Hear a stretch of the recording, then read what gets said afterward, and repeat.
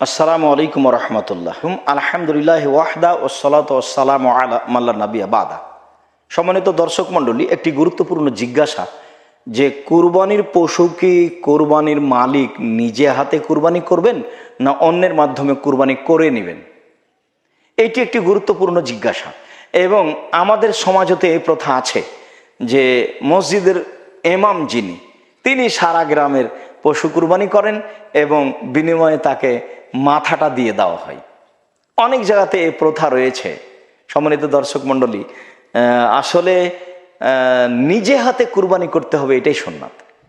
সম্ভবপর মানুষ চেষ্টা করবে নিজ হাতে কুরবানি করা, যা একাধিক সহিহ হাদিস দ্বারা প্রমাণিত। একাধিক সহিহ হাদিস দ্বারা প্রমাণিত, যা আমরা আপনাদের সামনে ধারাবাহিকভাবে পেশ করতে চাচ্ছি। তার একটি হচ্ছে এই যে আয়েশা রাদিয়াল্লাহু তাআলা আনহা বলেন যে আমাকে একটি ছুরি ধারালো করে নিয়ে আসতে বললেন, আমি ছুরিটি ধারালো করে নিয়ে আসলাম, তিনি ছুরিটি হাতে নিলেন এবং ভেড়া হাতে নিয়ে তাকে ফেলে দিলেন। তার চোয়ালের উপরে পা চাপিয়ে দিয়ে তিনি বললেন, বিসমিল্লাহ আল্লাহু আকবার, আমি মহান আল্লাহর নামে কুরবানি করছি। এই কথা বলার পরে তিনি বললেন, আল্লাহুম্মা তাকাব্বাল মিন মুহাম্মদ ওয়া আলি মুহাম্মদ ওয়া উম্মতে মুহাম্মদ। হে আল্লাহ, তুমি এইটি কবুল করো মুহাম্মাদের পক্ষ থেকে, তার পরিবারের পক্ষ থেকে এবং তার উম্মতের পক্ষ থেকে। এই কথা বলে তিনি নিজ হাতে পশুটি কুরবানি করলেন। হাদিস বুখারী মুসলিম। সম্মানিত দর্শক মণ্ডলী, অত্র সহিহ হাদিসে বোঝা যায় যে নিজ হাতে পশু কুরবানি করাই সুন্নাত।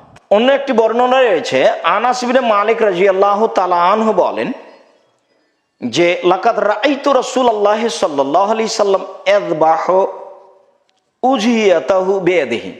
আমি রাসূল সাল্লাল্লাহু আলাইহি সাল্লামকে নিজ চোখে দেখেছি, তিনি তার পশু কুরবানি করছিলেন নিজ হাতে। হাদিসটি ইবনে মাজাহ রয়েছে 3155 নম্বর হাদিস।